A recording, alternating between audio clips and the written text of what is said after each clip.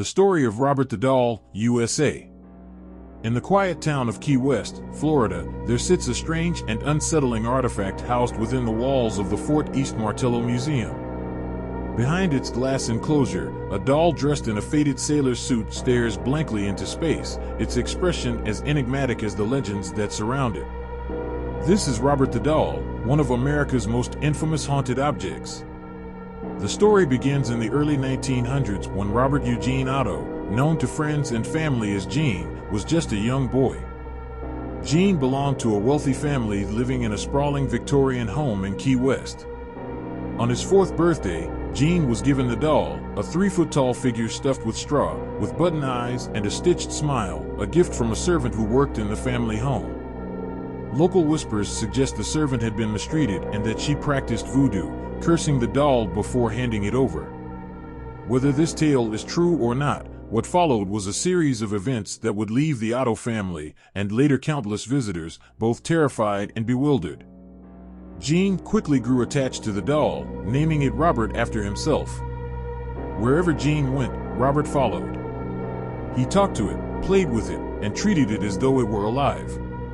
At first, his parents saw this as nothing more than a child's imagination, but soon, strange occurrences began happening in the home. At night, Gene's parents would hear soft giggling and footsteps coming from Gene's room. They would open the door to find Gene cowering in bed while the doll sat upright at the foot of it. Gene would blame Robert for anything amiss in the house: broken vases, misplaced toys, and even violent tantrums.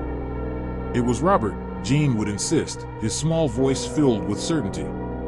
Over time, the incidents grew darker. Neighbors claimed to see Robert moving from window to window when no one was home. Servants left the Otto household in fear, claiming the doll's presence made them uneasy. One maid even swore she heard the doll speak. The Otto family themselves were no strangers to its strange influence. Doors would slam, lights flickered, and unexplained laughter filled the halls. By the time Gene became an adult, he left Key West to study art, leaving Robert behind in the attic. The doll sat untouched for years, but when Gene returned to the family home after his parents' deaths, Robert's influence reignited. Gene's wife despised the doll, believing it to be malevolent. Gene, however, insisted on keeping Robert close, often talking to it for hours on end. Some say Robert's presence drove Gene into madness, though he never admitted to feeling uneasy around his childhood companion. When Gene passed away in 1974, the home was sold to a new family, and they soon discovered Robert in the attic. Their young daughter took an immediate dislike to the doll, claiming that it would glare at her and move on its own. Frightened, the family donated Robert to the Fort East Martello Museum, where he remains today.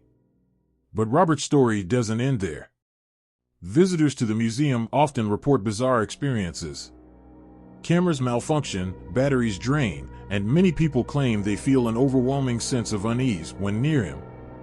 A museum rule advises visitors to ask Robert for permission before taking a photo.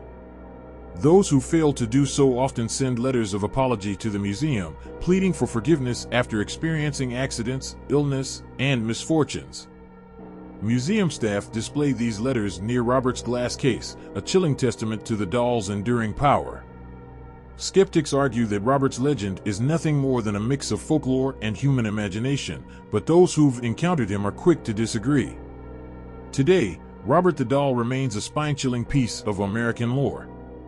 Whether cursed, haunted, or simply a product of myth, his presence inspires fear and fascination alike. For those brave enough to visit, the glassy-eyed sailor doll is a reminder that some stories, no matter how improbable, refuse to be forgotten.